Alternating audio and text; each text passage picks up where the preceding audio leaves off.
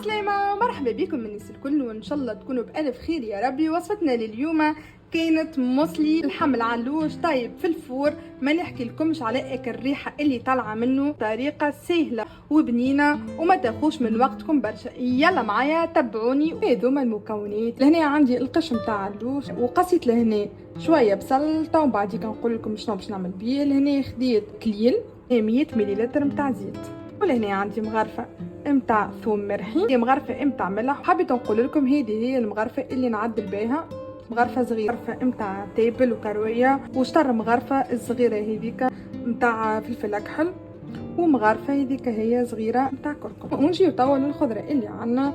مازلت غسلتهم ونظفتهم. خديت قرن ونص، على خاطرنا احنا جوز من الناس اكاهو، وما شاء الله الفلفل تبارك الله، دونك ما نحطوش الكل. على هذاك ظلي نص متاع قرن فلفل، ولهنا عندي قرن كامل، دونك قرن ونص. لهنا خديت 3 كعبات طماطم باش نقصهم مع بعضنا. لهنا خديت كعبتين متاع بطاطا نظفتهم وباش نقصهم مع بعضنا زيدا. ولهنا خديت نص راس متاع بصله كبيره. ولهنا عندي ليمون باش نقصوه ونحطوه مع بعضنا. ويلا تبعوا شوفوا الطريقه كيفاش. لاني خديت بول، حطيت اللحم متاعي، الفحات هذوما كلهم باش نحطهم، وحطيت الثوم، وباش نبدا ندخلهم في بعضهم كيف هكايا. هنا اللحم اللي عندي تري ديجا كما شفتوه يتفتفت. بصراحه اللحم لهنا مش كيما متاع تونس. متاع تونس واحده يجيبوه من استراليا، اللحم هذا مستورد يعني. باهي توا فوحنا اللحم هذايا باش نخلوه يرتاح شويه لطو اللي نحضروا البطاطا. هي البطاطا نتاعنا باش نقلوها، مانيش باش نحطها ديريكت، باش نعملها هكايا هكا. قصيتهم اخشين هكا، باش نزيد نقصها هذه على 3 هكا، كل واحده كيفاش الخشن نتاعها. باش نحطوا مغرفه صغيره تاع ملح، باش نحطوا رشه نتاع كركم، شوفوا معايا مش برشا هكا، جوست هذه بركه. والحاجه اللي باش تزيد تبنن اللي هي الفلفل الاكحل هكا، باش نحطوا كونتيتي هذه اكاهو هكايا. نحاول نخلط هكا. وتوا بعد ما سخن الزيت باش نحطوا هيك البطاطا.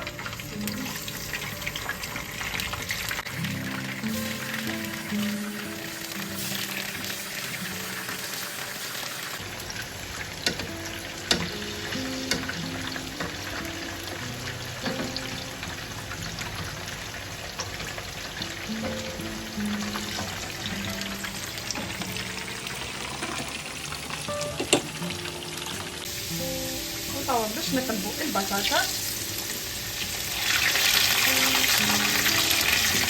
احمرت بالزيت. بالطبيعه كما تعرفوا اللي توا البطاطا هذه بحكم اللي هي خشينه كيف هكايا ماهيش باش تكون طايبه 100%، دونك باش تكون طايبه 50% لهنا و50% ان شاء الله باش نحطها في الفور وتكمل تطيب الغادي. اما الطريقه هذه نتاع نقليها قبل وبعديك نطيبها في الفور هذه عجبتني برشا، كانت ناجحه معايا وهي اللي تبنن بالكدا بالكدا. توا نجيو لطريقه تحضير المرقه هذيك نتاع الدجاج، هي اللي تبنن برشا. باش نحطوا بسم الله الزيت كأول حاجه، نحطوا البصل نتاعنا، ونحطوا زاد اكل كليل ماكم تعرفوا يبنن. حطينا هكايا، وباش نحطوا اكل اللحم بسم الله، نخلطهم هكايا ونحطهم فوق الغاز على نار هاديه. ومادام اللحم نتاعنا قاعد يطيب متهنين عليه، باش نقصوا البصل نتاعنا باش نعملوه كيما هكايا. نجموا زاد تقصوا دي غوندي، انتوما احرار. وانا توا قاعده نقلي فك اللحم، نشم في ريحه بالحق بنينه برشا. نكملوا نقصوا هكا كعبات الطماطم وكا نظفتهم من فوق، وباش نقصهم زاده خشين هكايا كل كعبه نقصها على 4. كيما تراو هكا البصل اتقلى، والحمص. دونك تو باش نزيدو الماء. كنت تفكروا هدايا بكري اللي فوحنا فيه اللحم باش نزيدو. وتو نكملوا مع بعضنا قصان الفلفل. كاين انتوما عندكم فلفل اصغر من هكايا اعملوا كونتيتي اكثر. انا بحكم قلت لكم بكري اللي هي الكعبه ما شاء الله، دونك باش نزيد نقصها هكا دي رونديل. القارص يبنن برشا وانتوما بالطبيعه عندكم الاختيار انكم تحطوه والا لا. وتوا باش نحطوا الخضره نتاعنا في البلاتو هذايا. وبالطبيعه ما تنساوش باش تحلوا الفور من قبل بكعبه الطماطم اللوطه كما تعرفوا اللي هما ما فيهم شروح وفي ساعه ما يطيبوا، دونك ما نستحقوش باش نحطوهم من فوق. اوكي نزينوا البلاتو نتاعنا باش نحطوا اكل البصل بارتو هكايا. وعليش انا حطيت اللحم حطيته باش معناها يطيب في الصوص هذيك، على خاطر ما كنت تعرفوا زاده اللي اللحم العلوش ما شاء الله يشد برشا وقت. تنجموا زاده تحطوا فيه كوكوت،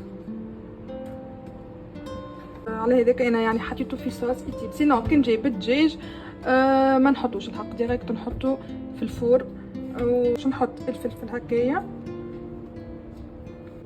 باش نحطو كعبة البطاطا هكا مازال ما تعبتش بالكدا، جوست بركة من برا هكا. توا عاد باش نجبد هكا اللحم نتاعي. شوفوا كيفاش الحق ما نحكي لكمش على الريحه اللي طالعه منه ما شاء الله.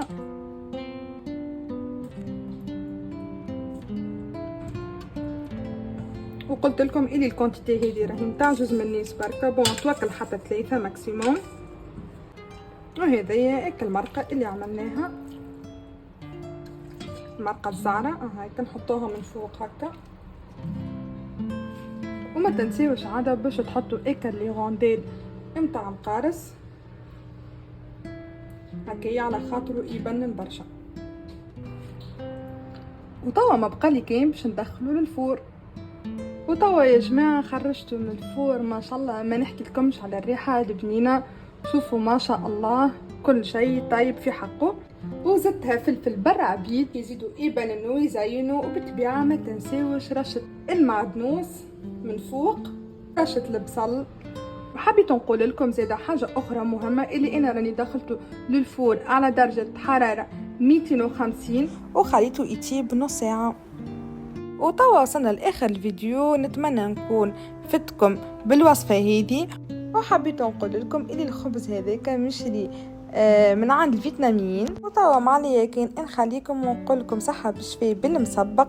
وما تنسيوش باش تعملوا لي جيم واشتراك كما العادة وتفعلوا زر الجرس باش يوصل لكم جديدي. توا نقول لكم باي باي.